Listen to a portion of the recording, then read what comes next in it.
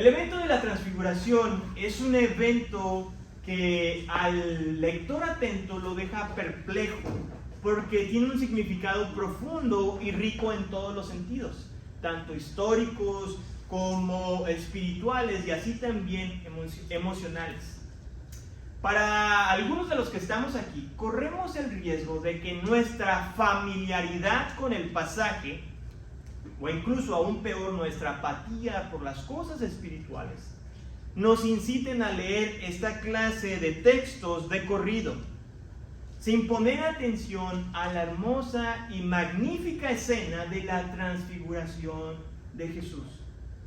Y en esta tarde vamos a estar meditando en este texto. Así que les voy a pedir que me acompañen a Dios en oración. Señor, venimos delante de ti, primeramente, Padre, para que seas tú quien, a través de la obra de tu Santo Espíritu, cautives nuestras mentes, alejes cualquier pensamiento, Señor, ajeno a lo que vamos a estar meditando en esta tarde. Que utilices a este siervo inútil para poder predicar tu palabra de una forma que cautive el corazón, desde el oyente más pequeño que hoy nos acompaña hasta el oyente más grande, Señor. Padre, que tu palabra nos confronte, que tu palabra nos anime y que el día de hoy podamos salir diferentes de como entramos, no con más información, sino con la disposición y con el ánimo de ser transformados por el poder de tu Santo Espíritu. En tu nombre, Señor, oramos. Amén, Señor. Y amén. Les voy a pedir, por favor, que ahí con sus Biblias en mano me acompañen a leer los primeros 8 versículos de este pasaje.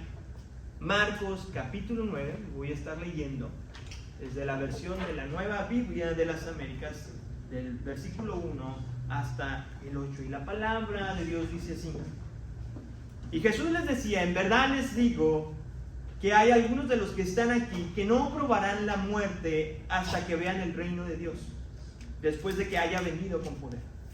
6 días después Jesús tomó con él a Pedro, a Jacobo y a Juan y los llevó a ellos solo a un monte alto y se transfiguró delante de ellos. Sus vestiduras se volvieron resplandecientes, muy blancas, tal como ningún lavadero sobre la tierra las puede blanquear. Y se les apareció Elías junto con Moisés y estaban hablando con Jesús. Entonces Pedro dijo a Jesús: Rabí, bueno es de que estemos aquí, hagamos 3 enramadas, una para ti, otra para Moisés y otra para Elías. Versículo 6. Porque él no sabía qué decir, pues estaban aterrados.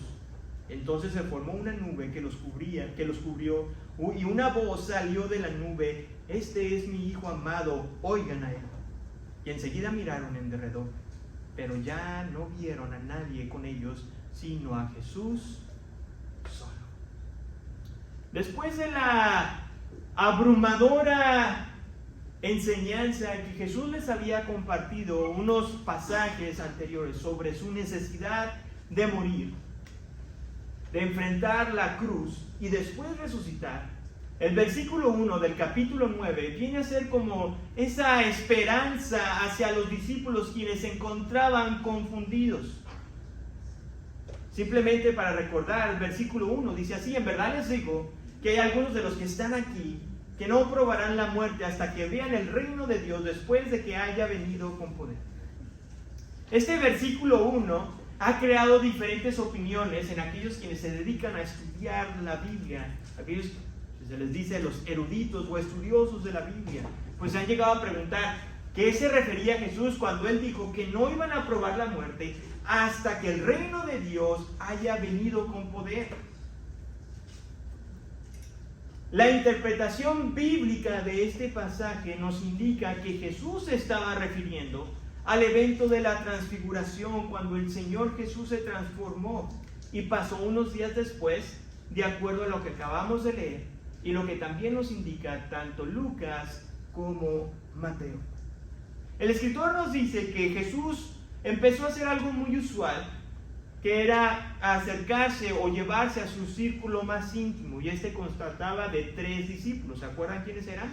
Era Pedro, era Jacobo, ¿y quién más? Era Juan. Y Lucas agrega este detalle muy hermoso y particular. Resulta que estos 3 varones fueron al monte a acompañar a Jesús a orar. El monte probablemente era el monte Hermón, pues era el monte más alto en aquella región de Cesarea de Filipo. No solamente eso Lucas, sino que Lucas también agrega que estos varones, después de haberlo acompañado a aquel monte, y seguramente cansados físicamente, agotados por todo lo que estaban haciendo ministerialmente, y obviamente también agobiados emocionalmente por lo que habían escuchado de esta noticia de que Jesús debía de morir, Lucas nos dice que se quedaron dormidos.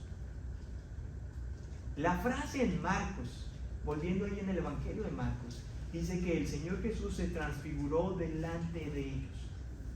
Esto significa que el Señor Jesús cambió a otra forma. Esta misma palabra transfigurar se encuentra en el Nuevo Testamento solamente 4 veces. 2 de ellas las encontramos en los Evangelios, tanto en Marcos como en Mateo, la cual se refiere a una transformación física. Pero las otras 2 las encontramos en las cartas del apóstol Pablo, una en la carta a los Romanos y la segunda en la carta a los Corintios, donde esta transformación es más bien una transformación que produce la salvación en los creyentes. Dicho de otra manera, es un cambio de vida que glorifica ¿a quién? A nuestro Dios. Los 3 evangelios, Mateo, Marcos y Lucas, coinciden en el resplandor del Señor en sus vestimentas. Incluso Mateo agrega un detalle muy importante, donde dice que el rostro del Señor Jesús resplandecía como ¿qué? Como el sol. No sé cuántos de ustedes han intentado mirar alguna vez cuando eran pequeños al sol, que te decían no mires porque te quedas ¿qué? Ciego. ¿Cuántos de ustedes lo hicieron? Yo lo hice, ¿verdad? ¿Y qué pasaba cuando veíamos al cielo? Nos quedábamos ¿qué? Encandilados, no podíamos ver, ¿verdad? Batallábamos para ver. Imagínense el rostro del Señor como lo está describiendo Mateo. Dice que su rostro resplandecía como el sol. Seguramente el tratar de ver al Señor Jesucristo era totalmente difícil. En esta misma narración aparecen 2 personajes muy trascendentes del Antiguo Testamento. 2 de ellos se nos marcan que fue Moisés y Elías. Versículo 4 dice así: y se les apareció Elías junto con Moisés y estaban hablando con Jesús. Moisés fue el representante de la ley, del antiguo pacto que Dios hizo con su pueblo. Este líder del pueblo de Israel fue muy amado porque fue el instrumento que Dios utilizó para liberarlos de las garras del pueblo de Egipto.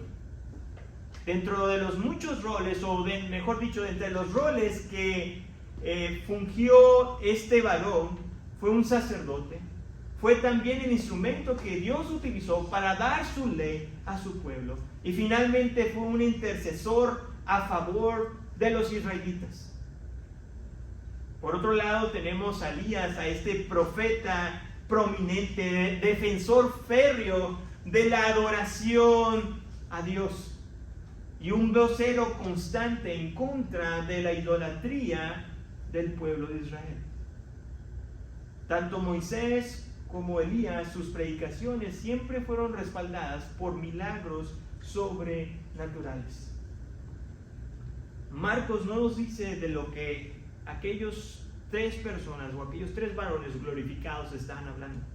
Sin embargo, Lucas viene a nuestro rescate y nos da este detalle precioso que no nos deja con aquella duda. Y nos dice que estos 3 varones estaban conversando sobre la muerte inminente que Jesús le esperaba en Jerusalén.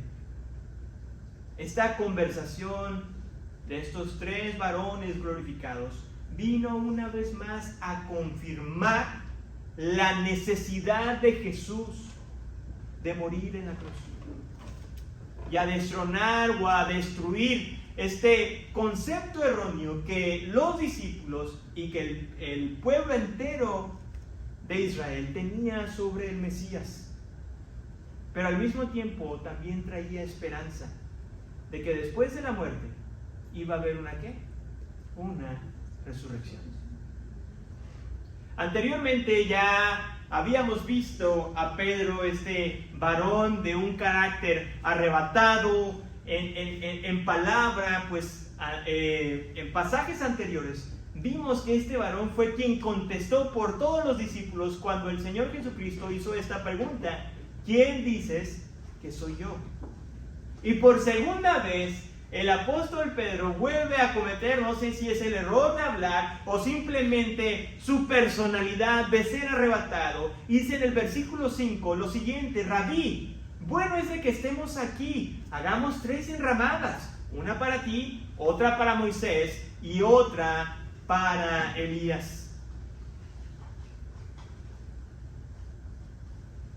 Esta interrupción que Pedro hizo en la conversación, imagínense, estos 3 hombres, Moisés, Elías y Jesús, estaban hablando sobre esta situación de lo que se iba a enfrentar en Jerusalén, y de repente Pedro interrumpe esta conversación y sale con este comentario. Es necesario analizar a lo que Pedro se estaba refiriendo. Resulta que los otros 2 evangelios, Mateo y Lucas, mencionan que Pedro se dirigió de una manera diferente al Señor Jesucristo. Utilizó 2 títulos diferentes. En Mateo dijo Señor, mientras que en Lucas se refirió a Jesús como Maestro. Esta repetición de palabras o de títulos simplemente viene a confirmar de que Pedro estaba abrumado por la experiencia sobrenatural. No sé cuántos de ustedes en alguna ocasión se han encontrado ustedes con una sorpresa que empiezan a tartamudear, que no pueden, vaya, como ahorita estoy dando el ejemplo, que no pueden articular sus palabras por la emoción. Bueno, esto es lo que prácticamente le estaba pasando a Pedro. La experiencia sobrenatural que estaba presenciando era tanta que estaba repitiendo las mismas cosas. La sugerencia de hacer enramadas, o en su caso como lo que hoy conocemos como tiendas, para Jesús, para Moisés y para Elías, tiene que ver con una festividad llamada la fiesta de los tabernáculos. Algunos expertos de la Biblia han sugerido que este evento de la transfiguración ocurrió durante esta celebración, durante esta fiesta.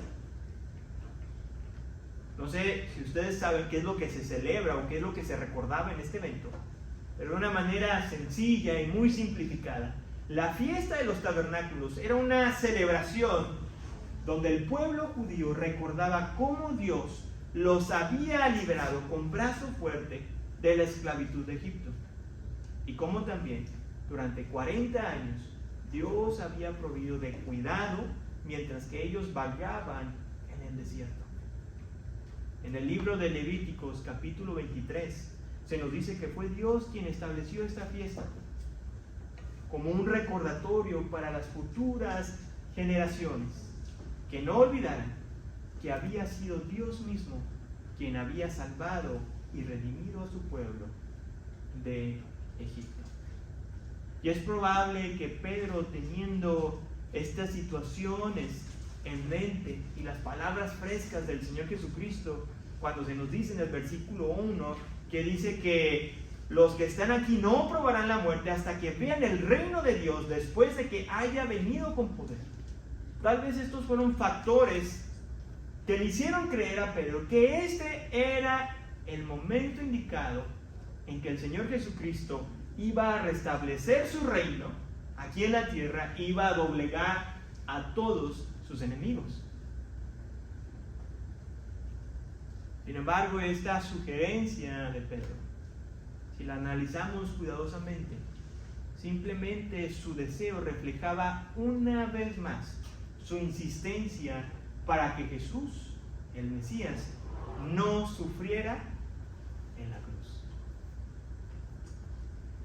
Sin embargo, somos recordados por el profeta Isaías en su libro cuando se nos dice que los pensamientos de Dios no son ¿qué? Nuestros pensamientos, ni sus caminos nuestros caminos. Es por eso que en el versículo 7 vemos la corrección del Altísimo cuando dice: se formó una nube que los cubrió, y una voz salió de la nube diciendo: este es mi Hijo amado, oigan a él.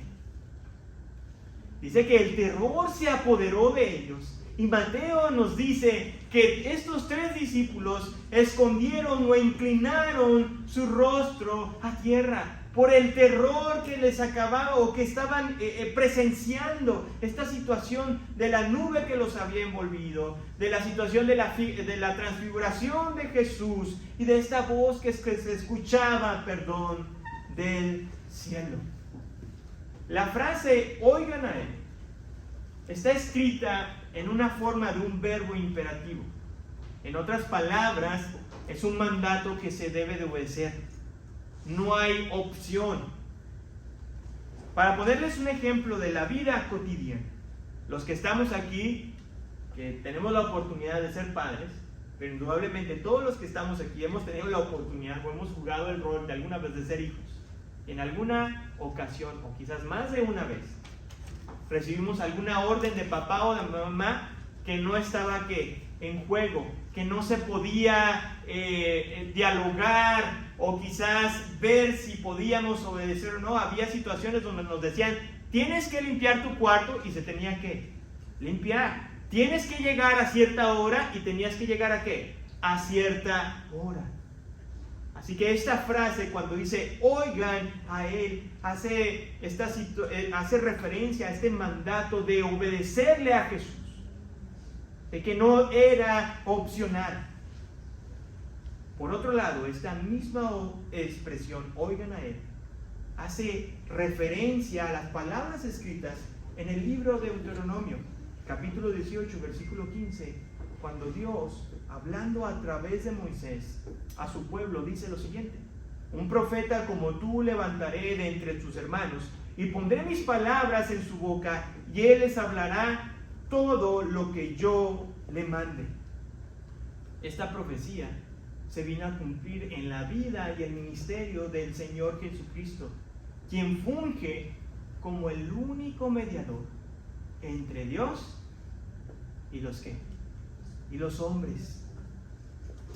Marcos termina de una manera abrupta la historia, porque su deseo era de que el lector entendiera que este evento de la transfiguración era simplemente una pausa, un pequeño vistazo de la gloria que le espera a todo creyente. Sin embargo, para que toda persona que ha puesto su fe y confianza en Cristo Jesús goce de este estado perfecto y eterno, era necesario que primeramente el Mesías, el Salvador del mundo, muriera en una cruz para que pagara la deuda que tú y yo tenemos con Dios. Versículo del 9 al 13. La palabra de Dios dice así: cuando bajaban del monte, Jesús les ordenó que no contaran a nadie lo que habían visto, hasta que el Hijo del Hombre resucitara de entre los muertos. Y se guardaron para sí lo que fue dicho, discutiendo entre sí qué significaría eso de resucitar de entre los muertos. Le preguntaron a Jesús: ¿por qué dicen los escribas que Elías debe venir primero? Es cierto que Elías, al venir primero, restaurará todas las cosas, les dijo. Y sin embargo, como está escrito del Hijo del Hombre, que ha de padecer mucho y de ser preciado y de ser despreciado. Pero yo les digo que Elías ya ha venido, y le hicieron cuanto quisieron, tal como está escrito de él. En los siguientes versículos, Marcos una vez más nos vuelve a demostrar que los discípulos seguían confundidos, pues el mismo Señor Jesucristo les da la orden de no hablar absolutamente nada de lo que habían presenciado aquel día.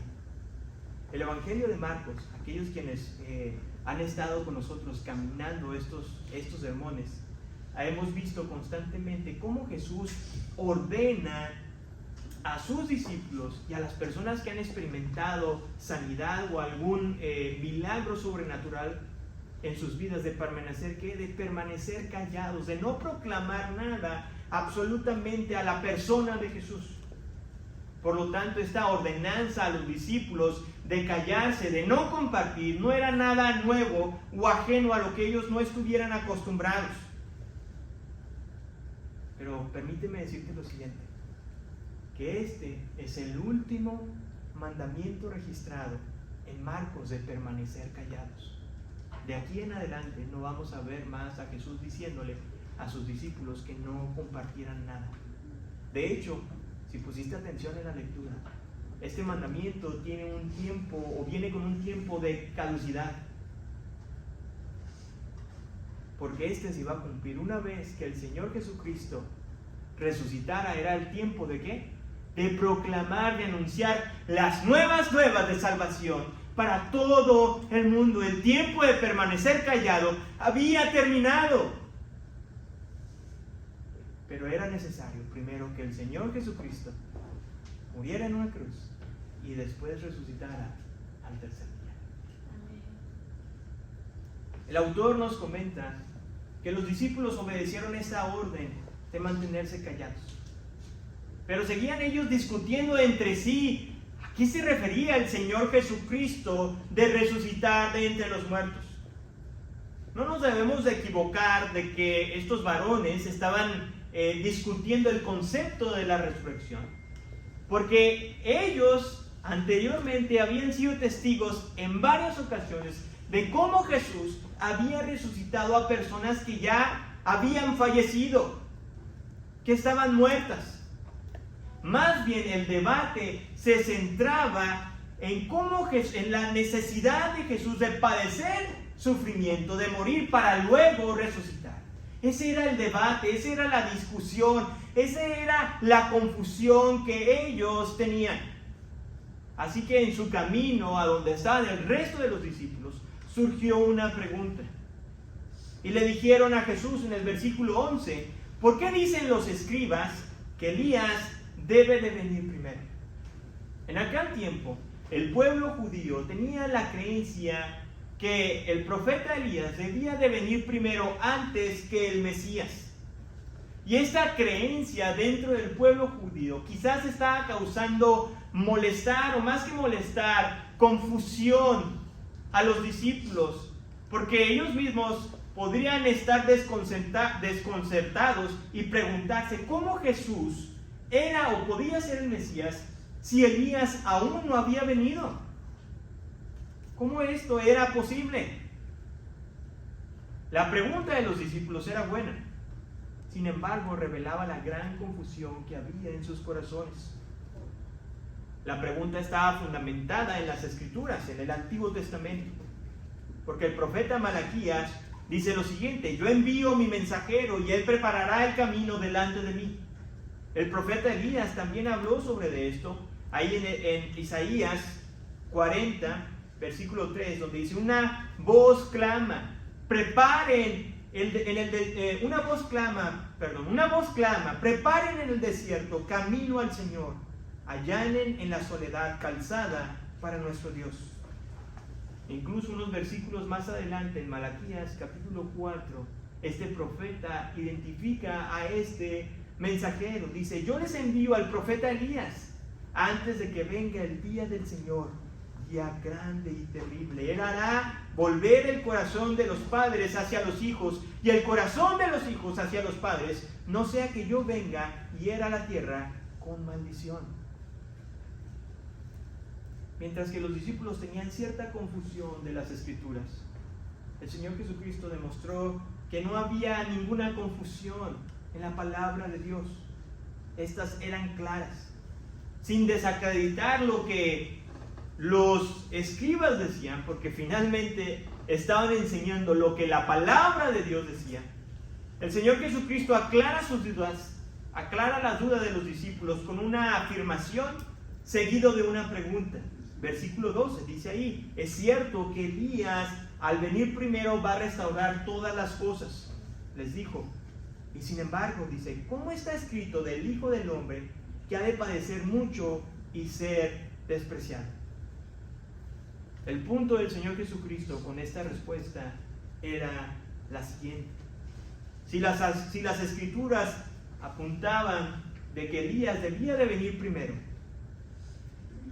¿cómo era posible que ellos no podían entender también que las escrituras decían que el Mesías debía de qué? De sufrir y de morir también.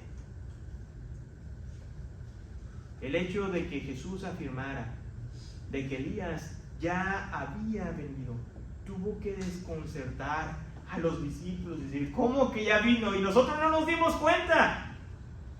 Ciertamente Jesús no estaba hablando de la venida de Elías, o de un regreso literal, porque Jesús se refería a lo que el ángel Gabriel le dijo a Zacarías, escrito en el Evangelio de Lucas, capítulo 1, versículos del 13 al 17. Pongan atención a esto. Dice, no temas, Zacarías, porque tu petición ha sido oída, y tu mujer Elizabeth te dará a luz un hijo, y lo llamarás Juan.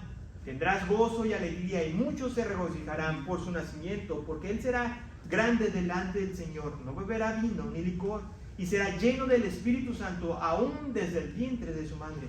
Y hará volver a muchos de los israelitas al Señor su Dios. Él irá delante del Señor en el espíritu y poder de Elías, para volver a los corazones, para hacer volver los corazones de los padres a los hijos, y a los desobedientes a la actitud de los justos, a fin de preparar para el Señor un pueblo bien dispuesto. Después de esta declaración que el Señor Jesús hizo, el Evangelio de Marcos nos dice que finalmente los discípulos entendieron que Jesús se estaba refiriendo a Juan el Bautista. Sin embargo, los religiosos de aquel momento, los líderes, rechazaron el testimonio de Juan. Los gobernantes perversos como Herodes lo encarcelaron para finalmente darle muerte. Y es aquí donde se cumple un patrón bíblico muy claro de lo que le estaba esperando, o lo que le esperaría al Señor Jesucristo. El profeta Elías del Antiguo Testamento fue perseguido y rechazado. El precursor del Mesías, o sea, Juan el Bautista, fue rechazado y asesinado. De esta manera, confirmaba fuertemente del rechazo del pueblo, como también de la muerte en la cruz. Era el siguiente paso que el Mesías tenía que dar antes de ser exaltado y coronado en gloria. Finalmente hemos analizado el pasaje en su contexto, así que permíteme darte las implicaciones para el creyente del siglo XXI. Y la primera lección es la siguiente: el esplendor de Jesús nos hace ver nuestra propia condición.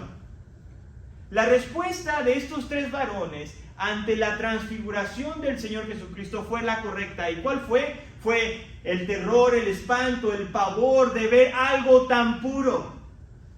Es más, si tú pusiste atención, los escritores, o al menos Marcos, batalló para describir la pureza, la blancura, el resplandor del Señor Jesucristo, porque no hay palabras humanas para describir la santidad del Señor Jesús. Porque la transfiguración de Jesús en aquel momento cumplió la función de comprobar que Jesús era el Hijo de Dios, el enviado del cielo para redimir a los pecadores. Y esta verdad, seamos sinceros, en ocasiones, o en muchas ocasiones, nos incomoda, porque tú y yo tenemos esa tendencia de hacer menos o de minimizar nuestros pecados. ¿Cuántos de ustedes en alguna ocasión no llegaron a escuchar o a decir la siguiente frase: yo no soy tan malo, yo no he robado, yo no he matado a nadie? Como si el robar o el matar fueran los únicos dos mandamientos que Dios dejó en su ley. Pero déjame decirte que aquellos quienes se justifican de esta manera simplemente traen mayor condenación a su vida, porque Dios no juzga solamente la acción. Dios juzga también la intención de tu corazón y de mi corazón. Por lo tanto, como dijo el Señor Jesucristo en el Sermón del Monte, todo aquel que codicia a la mujer de su prójimo ya ha adulterado también en su corazón. De este modo nuestra iniquidad delante de Jesús queda expuesta. Y como dijo Marcos en su evangelio en referencia a los vestidos del Señor Jesús, sus vestiduras se volvieron resplandecientes, muy blancas, tal como ningún lavadero sobre la tierra las puede blanquear. Porque a un lado de Jesús, todo ser humano, escúchame bien, todo ser humano es un pordiosero, un vagabundo con ropas sucias y apestosas. Eso es lo que somos tú y yo a un lado de Jesús. Y cuando somos confrontados con esta verdad, no hay otra cosa que arrodillarnos y pedirle a al único que nos puede lavar de toda suciedad. La segunda lección en este pasaje es la siguiente: un verdadero hijo de Dios es transformado por el resplandor de Jesús. El evento de la transfiguración de Jesús es solo un pequeño vistazo de lo que va a ser la gloria venidera. Pero escúchame bien, esto no significa que en esta vida terrenal tú y yo empecemos a experimentar cambios en nuestra forma de vivir.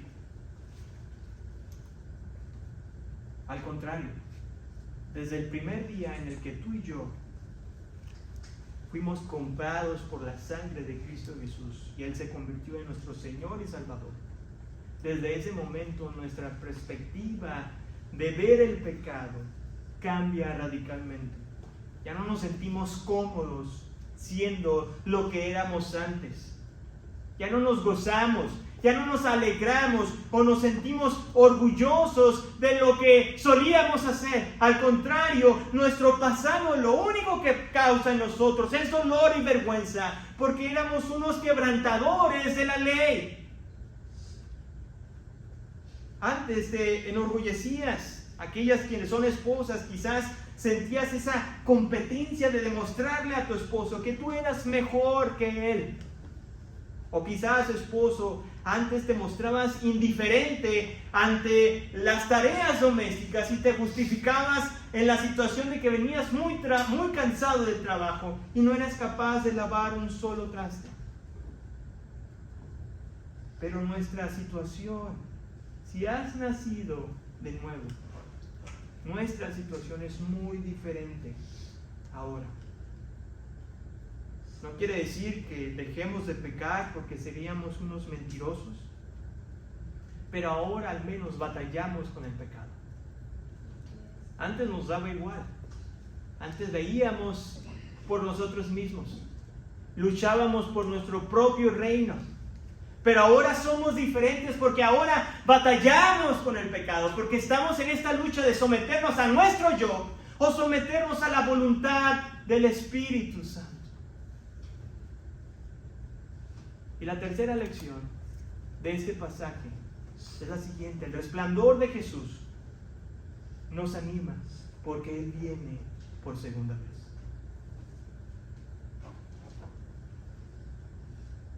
Pero antes de que esto pase, antes de que Él venga por segunda vez, porque Él viene, y como dijo nuestro hermano Horacio, y viene pronto, la transformación de Jesús nos debe de alentar de compartir las nuevas a los demás. ¿Sabes por qué? Porque la orden de guardar silencio ya no está, ya caducó. Ahora es el tiempo en el que tú y yo debemos de proclamar la salvación a los demás, a tu amigo, a tu amiga, a tu vecino, a tu pareja, a tu esposo, a tu esposa, a tus hijos, a todas aquellas personas que no quieres que pasen una eternidad en el infierno.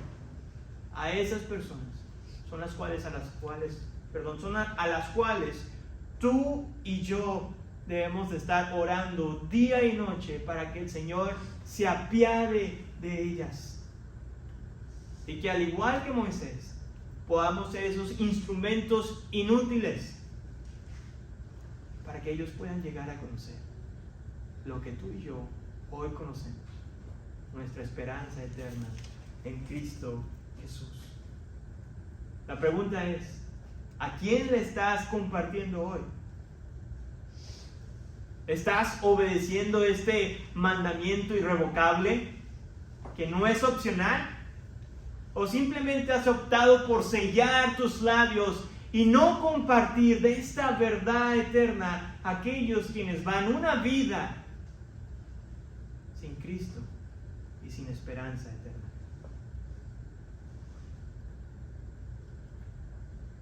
Amados hermanos, la transfiguración de Jesús no solamente fue para Él, por la gran misericordia y gracia de nuestro Dios, todos sus hijos también algún día vamos a ser glorificados. Pero al igual que nuestro Salvador, antes de ser glorificado, fue afligido y fue perseguido por este mal. Así que si el Señor Jesucristo fue perseguido y afligido por el mundo, ¿qué te hace pensar que tú y yo no vamos a padecer lo mismo? El apóstol Pablo, en su carta a Timoteo, en su segunda carta, capítulo 3, versículo 12, nos advierte lo siguiente: y en verdad, todos los que quieran vivir piadosamente en Cristo Jesús serán perseguidos. ¿Cuál es la cura para no ser perseguido? No vivas como Jesús, porque serás como el mundo, uno más. Pero si realmente estás dispuesto a vivir como Jesús, no te sorprendas que el día de mañana alguien levante su dedo en contra de ti. Llévate este pensamiento a tu corazón y medítalo el resto de la semana. El evento de la transfiguración revela tu necesidad de un Salvador. Te desafía a anunciar las nuevas de salvación. Te alienta a vivir en obediencia a tu Señor. Y finalmente, te recuerda que Él vendrá por segunda vez. Oremos a nuestro Dios. Señor, venimos delante de ti, agradeciéndote, Señor, por lo bueno que tú eres. Agradeciéndote, Señor, por las Escrituras. Porque al igual, Señor, que los discípulos en ocasiones, Señor, nos sentimos confundidos por las situaciones que estamos pasando, por las circunstancias triviales de nuestra vida, quizás algo descompuesto en nuestro hogar, algún problema, Señor, en el trabajo o familiar, que a veces nos hacen dudar de tu fidelidad y de tu bondad. Pero pasajes como estos, Señor, nos ayudan a recordar que nuestra vista no debe estar en las cosas materiales, en el éxito pasajero, sino en la gloria eterna que nos espera. Mi Dios, ayúdanos a enfocar nuestra vista en tu Hijo Jesucristo. Y si hay alguien en este lugar, Señor, quien no está seguro de dónde pasará su eternidad, permite que tu palabra y tu Espíritu Santo esté martillando su corazón y le deje intranquilo, Señor, con esta pregunta: ¿qué pasará con él después de la muerte? Ayúdale a entender, Señor, que la única manera de poder gozar una vida eterna a tu lado es a través de Cristo Jesús, quien vino a morir en una cruz por nuestros pecados, pero que al tercer día resucitó con todo poder y con toda gloria, que hoy está sentado a la diestra de Dios Padre. Mi Dios, que esta verdad pueda martillarse en el corazón de esta persona o de estas personas, y que hoy puedan confesar sus pecados y reconocer que solamente en Cristo, a través de Cristo Jesús, ellos pueden tener perdón y salvación. En tu nombre, Señor. Amén, Señor.